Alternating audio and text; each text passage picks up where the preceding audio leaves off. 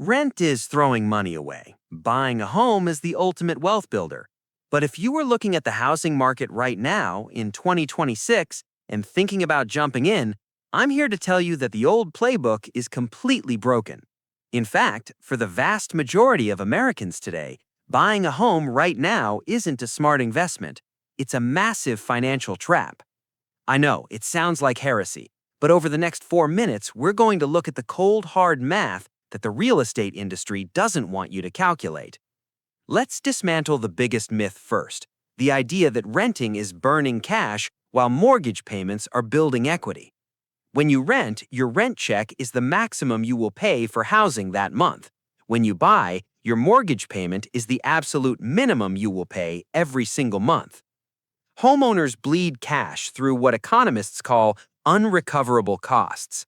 We're talking about property taxes, which have skyrocketed over the last few years, homeowners insurance, which is experiencing a literal crisis right now with premiums doubling in several states, maintenance, the unsexy stuff like a $6,000 HVAC replacement or a new roof.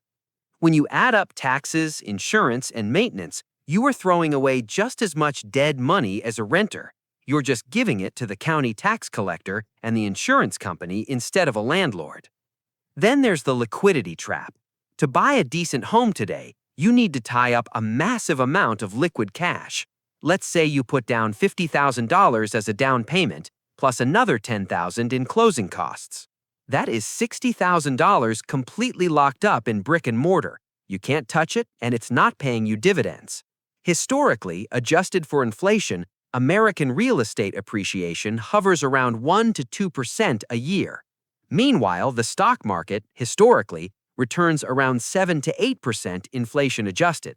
If you take that same down payment and compound it in a low-cost index fund while renting a cheaper place, your money is actively working for you. By locking it up in a house, you are trading liquid, high-growth wealth for an illiquid, slow-moving asset. Let's talk about the world we're actually living in right now. The modern economy demands flexibility. The average person changes jobs every few years. If you rent and a great career opportunity opens up 2 states over, you break your lease or wait a few months, pack your bags, and leave. If you own a home, moving is a financial nightmare. Between agent commissions, staging, closing fees, and moving costs, it costs roughly 10% of the home's total value just to sell it. If you have to move within 3 to 5 years of buying, you are almost guaranteed to lose money on the transaction. Buying a home ties an anchor to your ankle at the exact time in economic history where career mobility is your greatest leverage to make more money. Look, I'm not saying you should never buy a house. If you have a stable family, plan to stay put for 15 years, and want a place to paint the walls whatever color you want, go for it. But buy it as a lifestyle choice, not a financial strategy. In 2026, wealth isn't measured by how much debt you hold against a pile of lumber and drywall.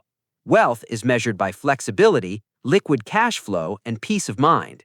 Don't let a generational myth pressure you into a bad investment. Stay liquid, stay flexible, and invest your money where it actually grows.